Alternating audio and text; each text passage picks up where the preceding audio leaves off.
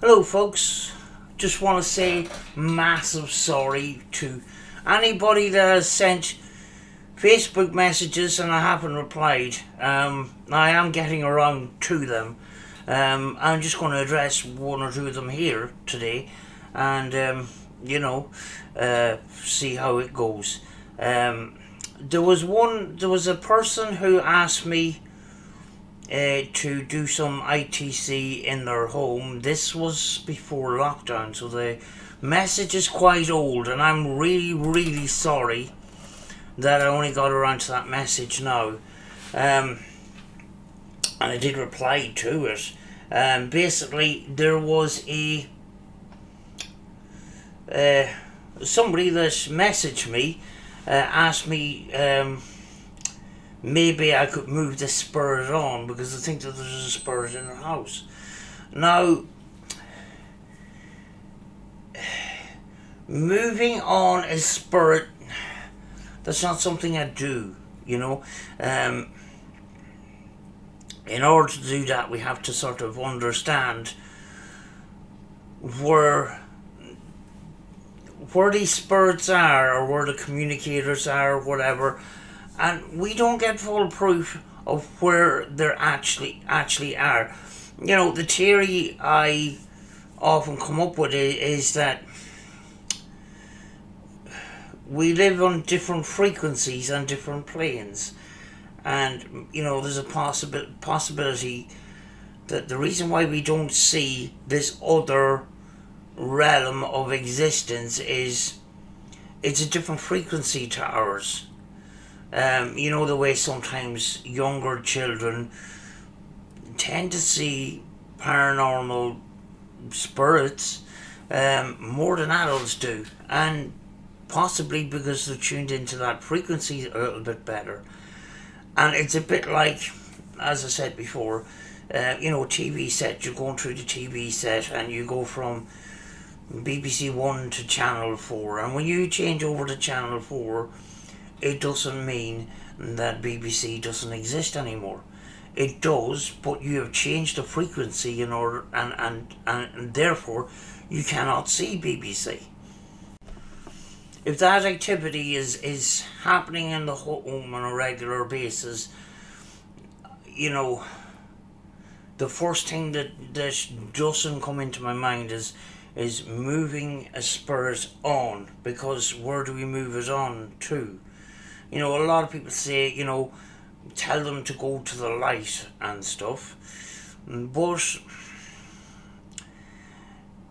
without enough information, I just wouldn't do that, you know, because yes, we got this Christian belief that when we die, we go to the heavenly realm.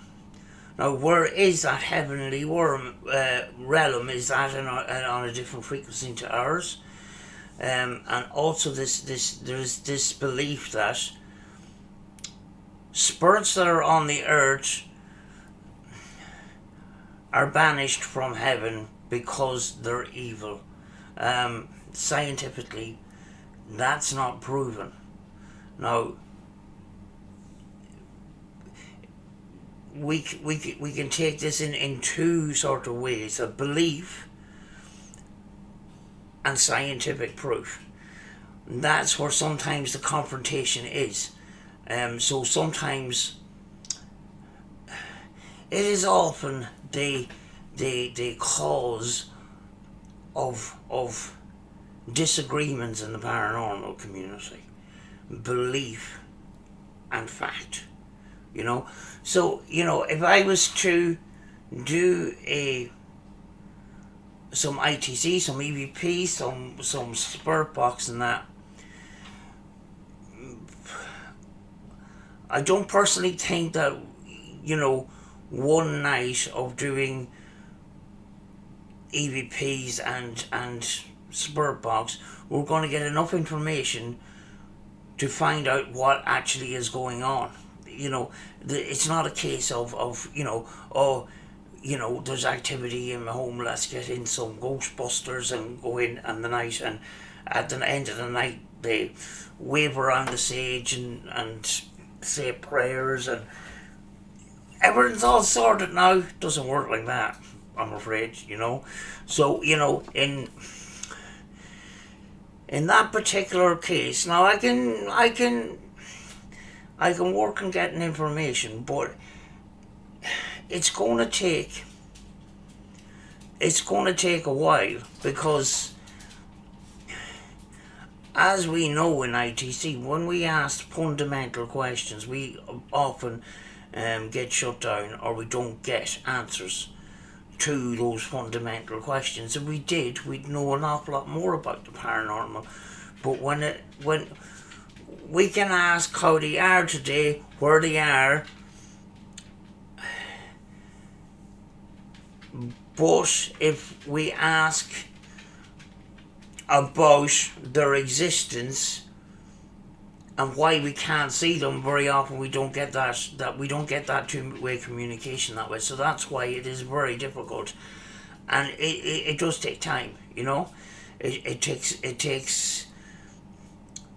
may take weeks and months to get any sort of a picture of what is going on.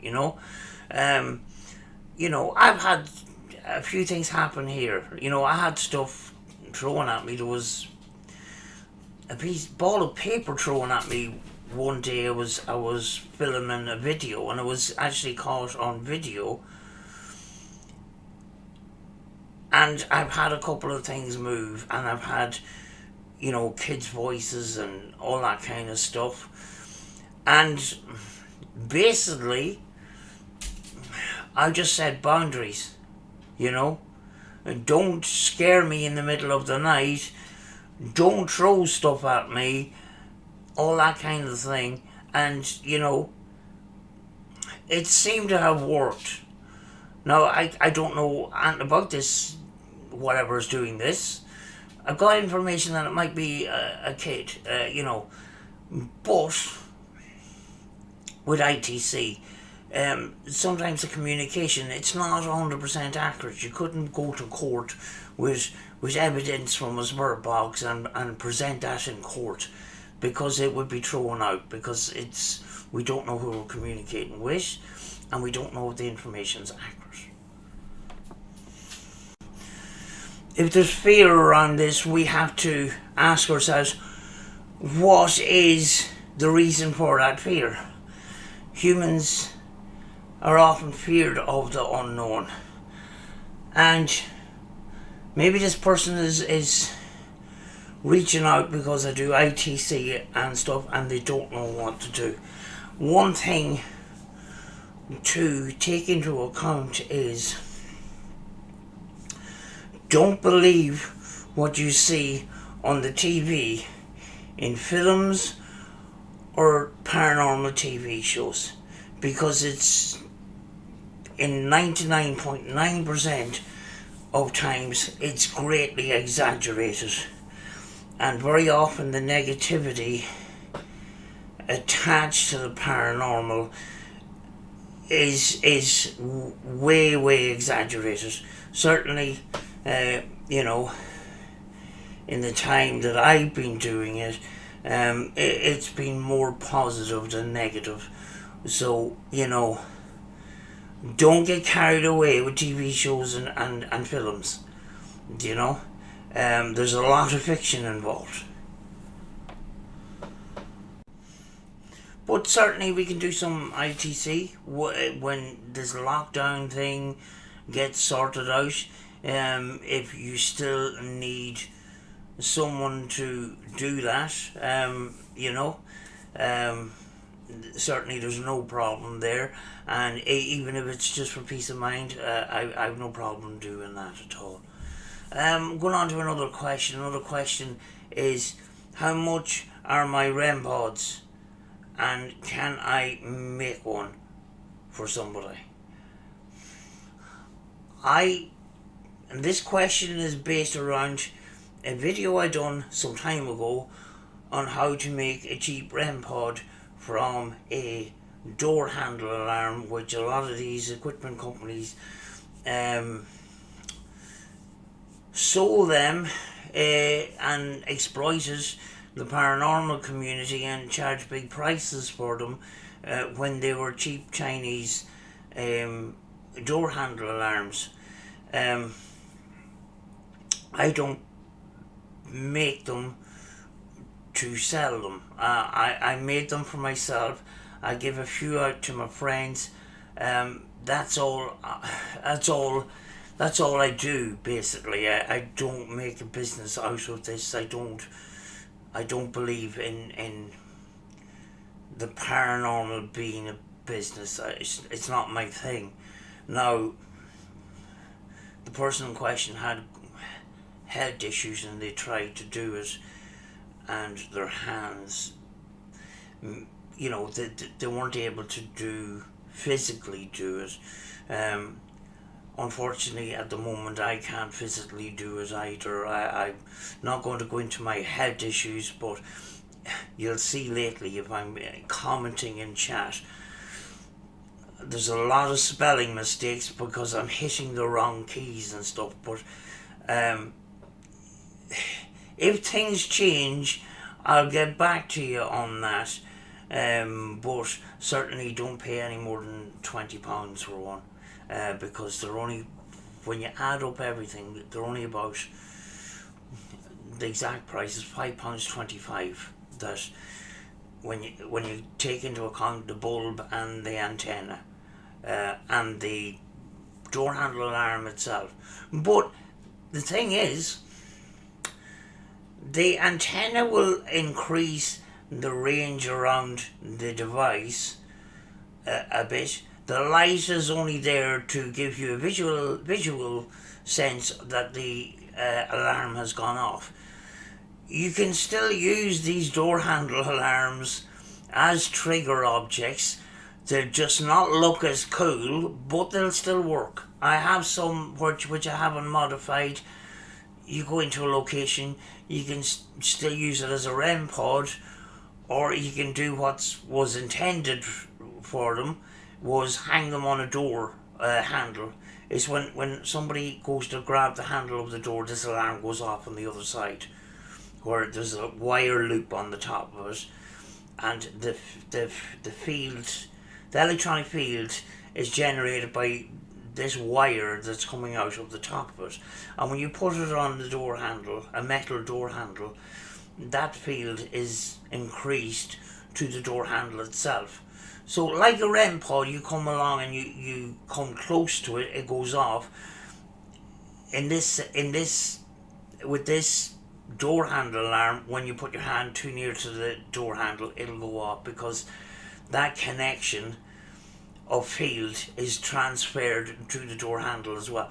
So, those door handle alarms, they don't look really professional like the real REM pod, but real REM pods, a lot of money for the electronics is only $15. You'll probably have to put all the circuit together yourself, but a lot cheaper to use the door handles or make them yourself than to pay a lot of money for something that's very, very cheaply made in the first place. Now, I had a couple of occasions where I have had a real REM pod in my hand, and I'm going, is this it? Like, it's very light plastic and one little circuit in it, and an antenna that's really, really weak and brittle. So, I don't know about buying a real REM pod. I would consider even just buying door handle alarms and using them as trigger objects. This one's from a way back. Is it possible to trap a spirit in a glass case or box, like the evil spirit or demon of Annabelle the doll is in this wooden box? Ghostbusters! You cannot trap a spirit in a box. There's no scientific proof of that. And I hate to tell it to you, but Annabelle, Annabelle the doll, I think, is complete and utter fabrication. I think it's,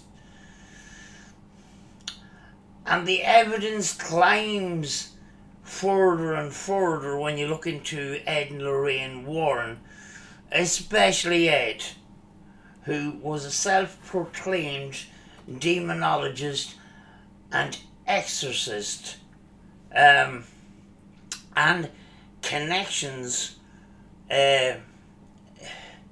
connections in the filming industry to make films on these cases. I think it's bullshit. And to be honest with you, I think Ed and Lorraine Warren have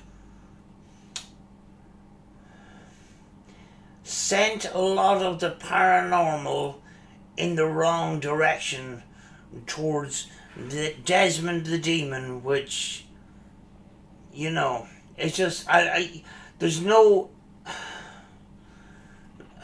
even this story about the guy that got killed on the motorcycle after visiting Annabelle the doll and mocking it. How many people get killed on the way home from Walmart or Tesco's from doing their shopping? You know what I mean? It's just, I don't know. I think it's a story to fit. And one of the funniest things I've ever seen was the time Tony Sparrow, who is Ed and Lorraine Warren's son-in-law, bringing that doll to Zach Bagan's museum, and the gardening gloves came out and the holy water. I just think it's just pure and utter. It's a fabrication, and I think that was particularly embarrassing. And this case is made from wood and a glass front on it, and it is said that the wood is steeped in holy water to keep the spirit trapped inside the demon. It's no, it's just not, no, it just, no. Would I be concerned if I lifted Annabelle or Robert the doll? No. I think I think it's mass hysteria, to be honest with you. A lot of people are feared as well, especially around Robert, when you see all these letters, "I'm sorry for disrespecting you, Robert," and all the rest of it.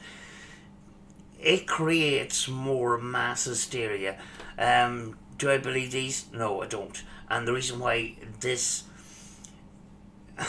is kept rolling is because both of those dolls are involved in movies. And the time Annabelle, the Warrens invested this Annabelle the doll, there was something, I cannot remember, but there was something on TV at the time similar to what was going on. So, you know, you know, especially Ed Warren, I've no faith in the guy. I had no faith in the guy at all. I had a lot of questions, but now, you know, no, I don't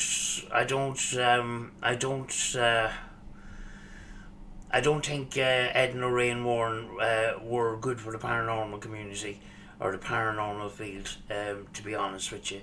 And I have no problem picking up Annabelle the doll or Robert the doll, and I won't die from it.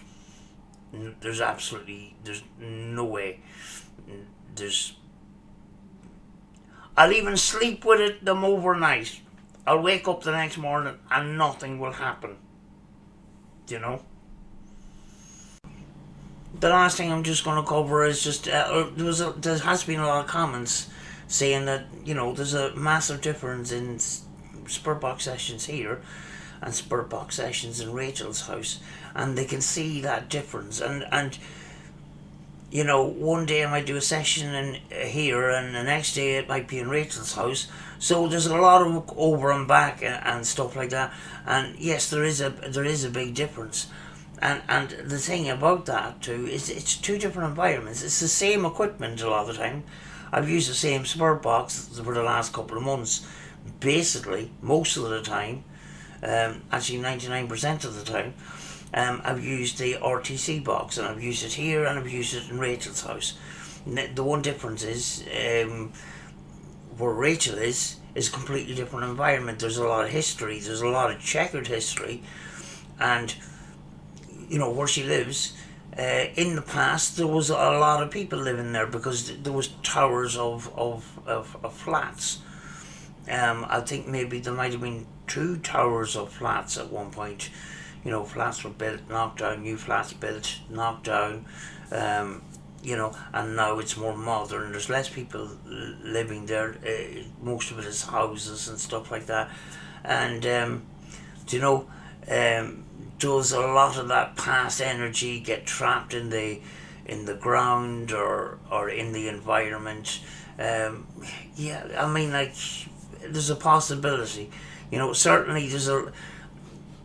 You know, if we're going to get the swear words and the some of the negative stuff, most of the time we get it in Rachel's house and not here. It is interesting, and people are noticing. You know, and it is interesting that I'm using the same equipment in 2 different locations. I'm getting 2 different results in the 2 different locations. You know, but again, I'm sorry that I've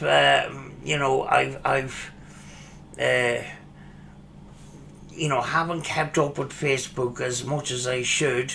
But if you're looking at the videos and you have questions, feel free to make comments in that.